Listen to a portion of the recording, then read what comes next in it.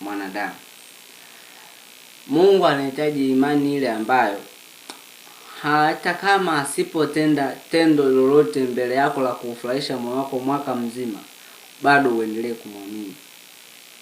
Lakini tukiangalia kwa majira sasa yaliyopo, mtu asipofanyiwa tendo analolihitaji na haja ya moyo wake, anamwacha Mungu. Kwa nini?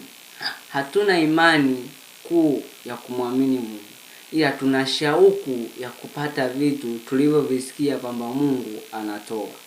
Sasa hii inatufanya mpaka Mungu awe akituangalia aone kwamba tuna tamaa na shauku za mioyo yetu kuliko imani ya kumwamini yeye, kwa kuwa ni Mungu alituumba na sisi tulitoka kwake na kwake pia tutarudi.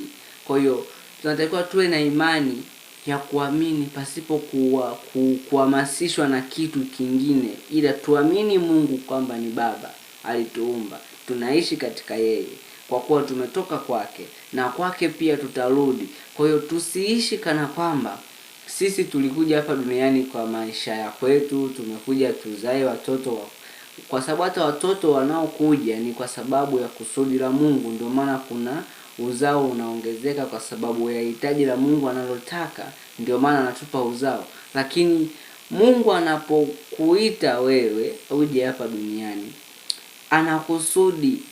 Kwa hiyo usiishi tu ukiolela, tafuta kusudi la kwako ili Mungu baraka zako apitishe kwenye hilo kusudi. Okay, turudi pale. Moyo anaohitaji Mungu, unahitajika uwe na imani isiyotikisika. Imani isiyotikisika na vitu kwamba nikikosa kutendewa hiki mwaka huu, imani yangu inapinda.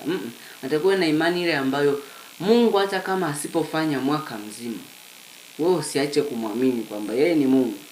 Yeye ni Mungu. Yeye ni Mungu.